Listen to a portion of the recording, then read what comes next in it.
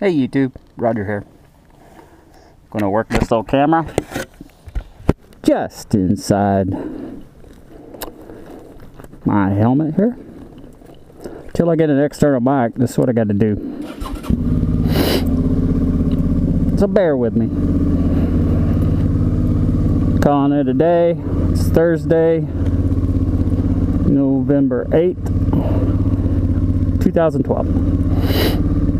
It's my office right up there. Gotta get moving before I fog up here.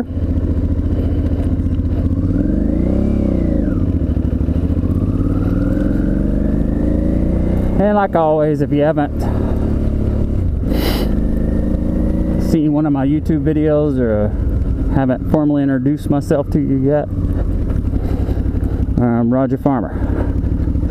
Go by Sooner Raj on YouTube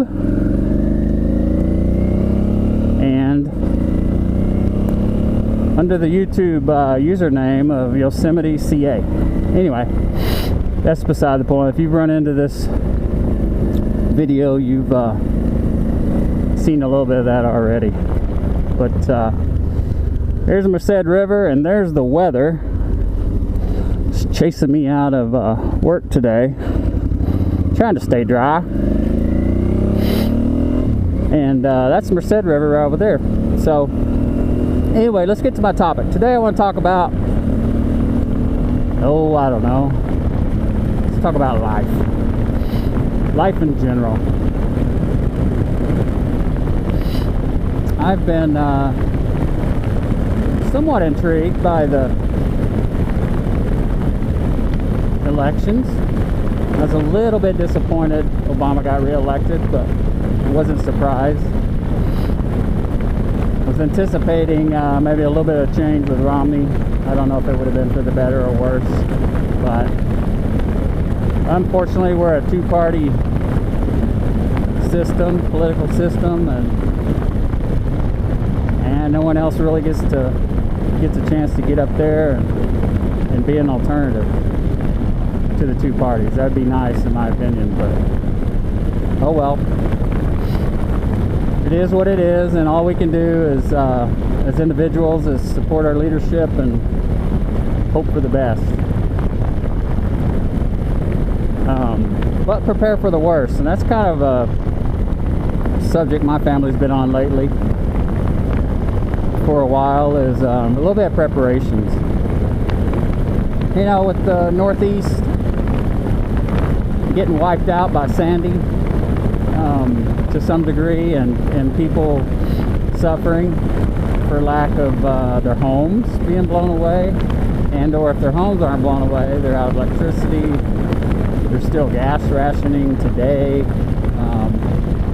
So problems anytime there's a disruption in normal life, the large disaster or hurricane, whatever it might be. I've been on the front lines of various disasters in my job. The tsunami, and it happened in American Samoa back in 2010. I saw the devastation that that left. Definitely similar to what a hurricane does.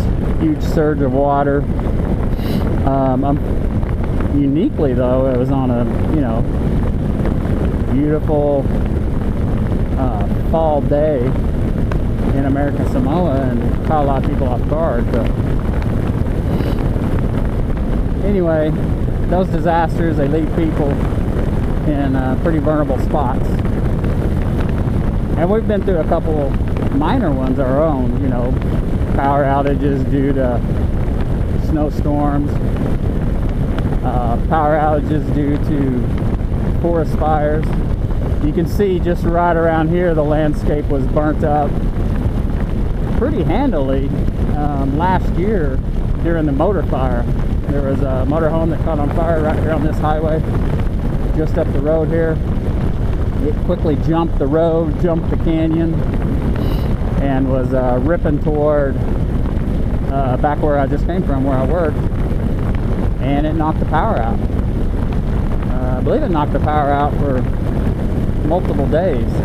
they had to turn it off because some of the high voltage lines were in. Right there, as you can see straight in front of me, we're in the line of fire, so to speak. But anyway, those couple of storms taught us a few things as a family, and we get a kick out of watching the prepper shows. We get a kick out of watching the zombie movies, and I've always been kind of a fascinated a little bit with biblical prophecy and doomsday stuff and Book of Revelation and those kind of things, and been taking it a little more serious over the last couple years with our family. Got a fairly nice generator now. We got just recently we saw what was happening in New York, and our gas had went down to 409, down from like 489 a couple of weeks before.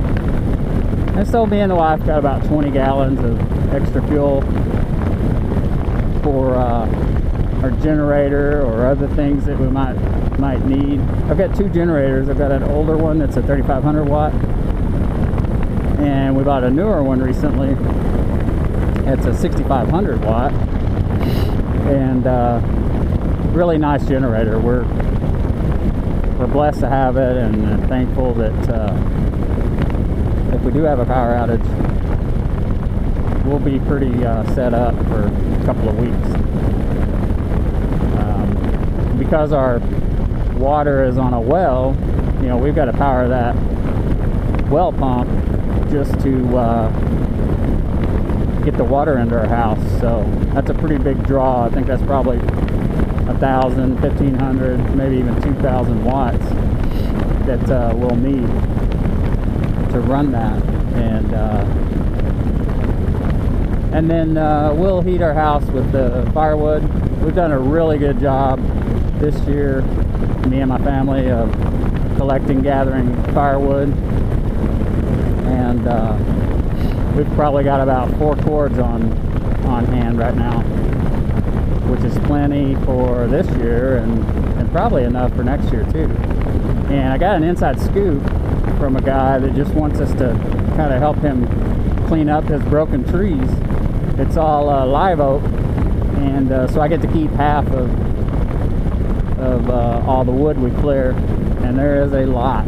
So we've been going about once a week, once every other week, to go gather firewood, give him his half, and then we take our half home and split it and stack it, and we're looking pretty good on firewood. So heat's not a big deal. Our big deal, and I know there's probably quite a few of you out there in this position, we're renting. It's just not the right time to buy for us, due to past credit stuff and things that, you know, caught us as a family off guard, and we're still recovering from that. So that was another thing that got us interested in preparing our family for things that happen, is just, you know, the loss of a job and what that entailed. But we're getting pretty excited to actually buy a house, but we're just not totally settled on, you know, will we be, excuse me if the camera goes down a little bit, I gotta crack my helmet. Will we be staying in this area? Love my job, enjoy the heck out of the area. It's just we got kids scattered across the country, and kind of our heart's desire is the Midwest at some point. The cost of living here sucks here in California, and it just drains all of our resources, monetary resources anyway. And so that's kind of our desire. Get back closer to the kids. We've got Ashley and Kelly, our oldest, are settled down in Tecumseh, Oklahoma. Oklahoma is our home state, and excuse me while I scratch my nose. That's better. Oklahoma is our home state. We enjoy the heck out of it, and would appreciate a lower cost of living back there. So we'll see. Meanwhile, we just keep marching on here. We've been here about 8 years. We love a lot about this place. The park I work in, Yosemite National Park, is a huge blessing. You know, living by the river, we come up here and go swimming, fishing, take advantage of the resources here in California. And there are a lot of them, a lot of things to do. We've created a lot of family memories here, and I'm not real anxious to leave. But I would like to make better use of our income. If I had a job paying the same thing we're paid here, we'd live much more comfortably in Oklahoma. So it's kind of our rationale for wanting to go back. There's partly money, family, and a good place to kind of settle down and continue to raise our family. And we could probably buy a house there definitely buy a house there a lot cheaper. Here they're just still, the bottom's dropped out, but still a lot of owners in this area that are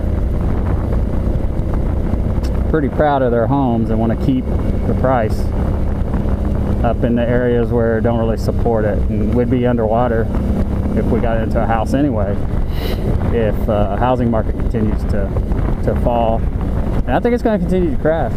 So not certain a house is the best investment right now, but we're kind of in a spot where we want to do a lot of things with being prepared, and all that we're doing is temporary in nature. You know, the garden, the house, everything we do around the house as far as gardens and goats and chickens and all that stuff. We have an investment in it, and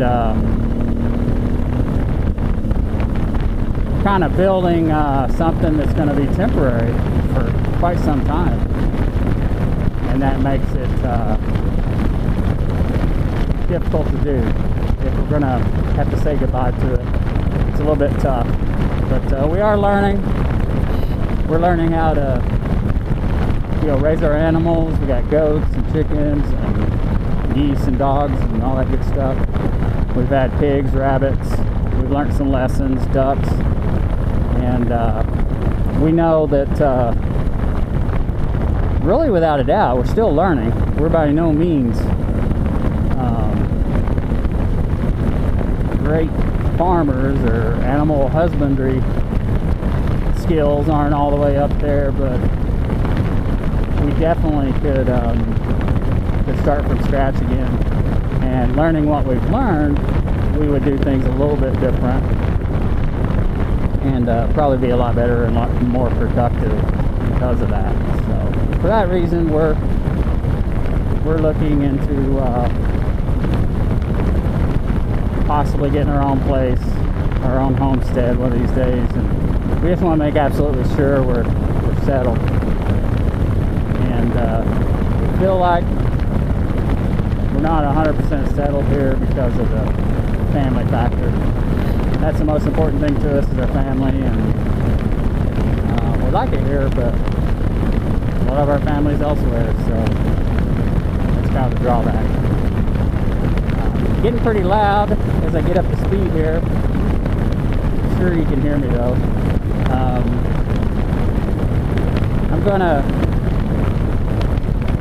I've just been kind of talking generally about our stuff, but my wife is on board, which makes it a huge blessing. The kids are pretty much on board. Got home yesterday and they kind of warmed my hearts by building their own little bug out bags, and me and the wife get to work on ours. I have a couple that are set up to grab and go, and if you don't know what a bug out bag is, basically you got to get out of your house due to a fire, earthquake, hurricane, tornado, robbers, zombies, whatever would force you out of your home with short notice. These bug out bags are things you grab and throw in the car. And they got a few days worth of food in them, a few essential items, and they make for at least making you comfortable for a few days if you just absolutely have to leave your house. A couple of change of clothes, those kind of things. So that was kind of nice that wife was doing that. She's been pretty much on board, but we've been, you know, reluctant to go full bore. I've got some weapons that I felt like we needed just a cross-section of weapons. Got a couple of carbines, got a hunting rifle, a Savage 308 with a scope, and it's a bolt rifle, so pretty accurate. Shotgun with various ammo loads, you know, double-aught buck and slug and bird shot and all that good stuff. It's a pretty versatile weapon for home defense and for hunting. My favorite new latest weapon is the AR-15 I got. It's an S&P. I'm sorry. It's M&P model, military and police, by Smith & Wesson. So I kind of mumble those together at times, but pretty neat little carbine. I got some good furniture on it. It's 5.56. Brings back old memories when I was in the military, shooting that thing. Kind of like it. And then, you know, we got the 22, and those are our long guns. And then my wife recently got her LC9, a little pocket carry 9mm, and I've got my 40 S&W caliber Glock, which I like a lot. It's a Glock 22, fairly standard issue for a lot of police forces around the country, and it's a good gun with good reviews and good durability, and I really like shooting it. 40 calibers, probably about as big as we want to go on handguns. I'm not a big 45 guy, plus we want to be halfway economical with our ammo. So that's kind of the security part of it. Food we're working on, water, you know, if we had to stay where we're at in our house, we'd be pretty good for quite a while because of the water situation. And food, you know, we've been growing our own garden. This one was for just about everybody around here. The gardens were subpar this year. That's why we've got some things like we've got our chickens laying eggs, we've got our goats that are pregnant now. We'll get back into milking those. I love the goat's milk. They call it a perfect protein, which is a good resource to have. And then we butchered our meat chickens recently. We had 17 of those. We butchered 14 of them. And that gave us quite a bit of good meat off those chickens. Probably about 2.5, 3, up to 4 pounds for each bird. And just breast and thighs and legs, which is awesome. So finally got over that little hill, over that little hump of butchering our critters. Those meat chickens are kind of cute, chubby, but they make for some good meals for us, so we're thankful for that. We finally got over that little hurdle of butchering our chickens. So that's kind of a rundown, just general stuff. I'm trying to learn, keep abreast of things happening in the world, you know, with the economy and with potential scenarios that might cause things to happen in the world that could put us at danger, you know, whether it be the economy or war or you know, terrorists, whatever the case may be. We want to be somewhat prepared for that and not be a burden on the government, not ask for the government to come help us, but to be a resource for us and our family, and even have enough to share if you know, if the need be, with our neighbors and whatnot. So that's kind of our goal. Still kind of drafting a family mission. I want to get that done soon, and it'll be looking pretty good. So that concludes my kind of my prepper introduction. I may get into more specific details at time. I want to do this video blog called a vlog occasionally. Still trying to get a microphone so I don't have to have the camera in my helmet, and I can pop that camera out on the outside of my helmet and talk to you without the camera bouncing on the end of my nose. But this one's pretty comfortable, and as you see,